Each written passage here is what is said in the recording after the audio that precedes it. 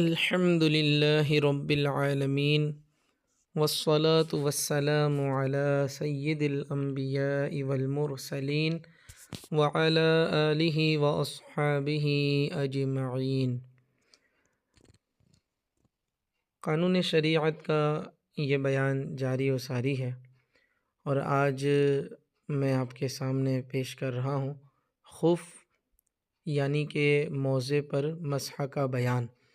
توجہ سے سماعت فرمائیے، یہ خف کیا ہوتا ہے اور کس طرح کے موزے پر مسح کرنا جائز ہے، کتنے دنوں تک مسح کرنا جائز ہے، کون کون سی کنڈیشنز اور کون سے شرائط ہیں۔ توجہ سے سنیے اور سیکھ کر دوسروں تک بھی ان علمی باتوں کو پہنچائیے۔ خف یعنی موزے پر مسح کا بیان۔ جو شخص موزہ پہنے ہوئے ہو وہ اگر وضو میں بجائے پاؤں دھونے کے موزوں پر مسح کرے تو جائز ہے۔ مسئلہ نمبر 1، جس پر غسل فرض ہے وہ موزوں پر مسح نہیں کر سکتا۔ مسئلہ نمبر 2، مسح کرنے کے لیے چند شرطیں ہیں۔ 1، موزے ایسے ہوں کہ ٹخنے چھپ جائیں، اس سے زیادہ ہونے کی ضرورت نہیں، اور اگر 2-1 انگل کم ہو جب بھی مسح درست ہے، ایڑی نہ کھلی ہو۔ 2، پاؤں سے چپٹا ہو کہ اس کو پہن کر آسانی کے ساتھ خوب چل پھر سکیں۔ 3، چمڑے کا ہو یا صرف تلا چمڑے کا ہو، یعنی جو اس کا تلا ہے نچلا حصہ وہ چمڑے کا ہو، اور باقی حصہ کسی اور دبیز چیز کا، جیسے کرمچ وغیرہ۔ یہ دبیز یعنی موٹا، کوئی موٹی چیز کا ہو، موٹا کپڑا ہو۔ مسئلہ نمبر 3، ہندوستان میں جو عموماً سوتی یا اونی موزے پہنے جاتے ہیں ان پر مسح جائز نہیں، ان کو اتار کر پاؤں دھونا فرض ہے۔ جو ٹھنڈی وغیرہ میں جو شوز میں جو موزے جو پہنتے ہیں سوتی یا اونی، تو ان موزوں پر وہ مسح کرنا جائز نہیں ہے، بلکہ یہاں پر جس موزے کا بیان ہو رہا ہے اس کے شرائط ہیں، وہ چمڑے کا ہو یا اس کا تلا چمڑے کا ہو۔ اب آگے بھی اس کے مسائل بیان کر رہا ہوں۔ 4، وضو کر کے پہنا ہو، یعنی اگر موزہ بے وضو پہنا تھا تو مسح نہیں کر سکتا۔ پہلے وضو کر لیا ہو اور اس کے بعد پھر موزہ پہنا ہو، تو اب یہ جو موزہ پہنا ہے اس کے بعد یہ پہننے کے بعد جب اس کو حدث لاحق ہوگا، یعنی کہ جب وضو کرنے کی ضرورت پیش آئے گی تو اب یہ اس موزے پر مسح کر سکتا ہے۔ تو یہ چوتھی شرط بیان کی۔ مسئلہ نمبر 4، تیمم کر کے موزے پہنے گئے تو مسح جائز نہیں۔ 5ویں شرط ہے، نہ حالت جنابت میں پہنا ہو نہ بعد پہننے کے جنب ہوا ہو۔ جنابت یعنی ناپاکی کی حالت کو کہتے ہیں، اور جنب ناپاک انسان کو، ناپاک شخص جس پر غسل واجب ہو اسے کہتے ہیں جنب۔ تو ایسا شخص حالت جنابت میں بھی یہ موزہ نہ پہنا ہو اور جنب نہ بعد پہننے کے جنب ہوا ہو، بلکہ اوپر جو چوتھے نمبر میں جو بیان کیا گیا ہے وضو کر کے پہنا ہو، یعنی پاکی کی حالت میں موزہ پہنا ہو، تبھی اس موزے پر مسح کرنا جائز ہوگا۔ 6 نمبر یعنی چھٹی شرط، مدت کے اندر ہو اور اس کی مدت مقیم کے لیے 1 دن رات ہے اور مسافر کے واسطے 3 دن 3 رات، یعنی کب تک مسح کر سکتے ہیں، تو اس کی مدت یہاں پر بیان کر دی۔ مسافر کے لیے 3 دن 3 راتیں، اور جو مقیم ہے یعنی جو مسافر نہیں ہے، جو اپنے گھر ہے، اپنے وطن میں ہے، سفر کی حالت میں نہیں ہے، اس کو کہتے ہیں مقیم۔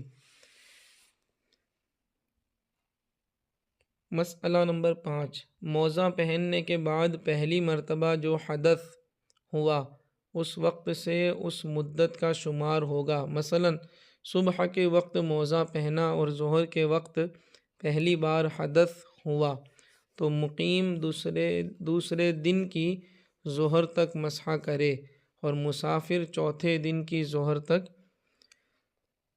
7 نمبر، یعنی جو شرائط جو بیان کیے جا رہے ہیں اس میں 7واں نمبر، موزہ پاؤں کی چھوٹی 3 انگلیوں کے برابر پھٹا نہ ہو، یعنی چلنے میں 3 انگل بدن ظاہر نہ ہوتا ہو۔ مسئلہ نمبر 6، موزہ پھٹ گیا یا سیون کھل گئی اور ویسے پہنے رہنے کی حالت میں 3 انگل پاؤں ظاہر نہیں ہوتا مگر چلنے میں 3 انگل دکھائی دیتا ہے تو مسح جائز نہیں، یعنی پھٹے موزہ میں 3 انگل سے کم پاؤں کھلے تو مسح جائز ہے اور 3 انگل یا اس سے زیادہ کھلے تو جائز نہیں۔ مسئلہ نمبر 7، ٹخنے کے اوپر موزہ چاہیے۔ ٹخنے کے اوپر موزہ چاہے کتنا ہی پھٹا ہو کچھ حرج نہیں، مسح ہو سکتا ہے۔ پھٹنے کا اعتبار ٹخنے سے نیچے کے حصوں میں ہے۔ اب مسح موزہ کا طریقہ، مسح کا طریقہ جو ہے بیان کیا جا رہا ہے۔ مسح کا طریقہ یہ ہے کہ ہاتھ تر کر کے، یعنی ہاتھ تر کر کے بھگا کر، تر کر کے داہنی ہاتھ کی 3 انگلیاں داہنے پاؤں کے موزے کی پیٹھ کے سرے پر رکھ کر پنڈلی کی طرف کھینچے، کم سے کم 3 انگل کھینچے اور سنت یہ ہے کہ پنڈلی تک پہنچائے اور بائیں ہاتھ سے بائیں پیر پر اسی طرح کرے۔ مسئلہ نمبر 8، مسح میں فرض 2 ہیں۔ 1، ہر موزہ کا مسح ہاتھ کی چھوٹی 3 انگلیوں کے برابر ہونا۔ دوسرا فرض، مسح موزے کی پیٹھ پر ہونا۔ مسئلہ نمبر 9، مسح میں سنت 3 باتیں ہیں۔ 1، ہاتھ کی پوری 3 انگلیوں کے پیٹ سے مسح کرنا۔ 2، انگلیوں کو کھینچ کر پنڈلی تک لے جانا۔ 3، مسح کرتے وقت انگلیوں کو کھلی رکھنا۔ مسئلہ نمبر 10، انگریزی بوٹ جوتے پر مسح جائز ہے اگر ٹخنے اس سے چھپے ہوں۔ مسئلہ، امامہ، برقع اور نقاب اور دستانہ پر مسح جائز نہیں۔ مسح موزہ کن چیزوں سے ٹوٹتا ہے؟ مسح جن چیزوں سے ٹوٹتا ہے وہ یہ ہیں۔ 1، جن چیزوں سے وضو ٹوٹتا ہے ان سے مسح بھی جاتا رہتا ہے۔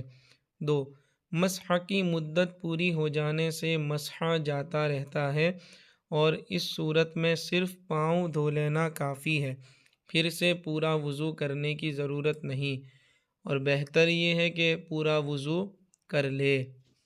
3 نمبر، موزہ اتار دینے سے مسح ٹوٹ جاتا ہے چاہے ایک ہی اتارا ہو۔ مسئلہ نمبر 12، وضو کی جگہوں میں پھٹن ہو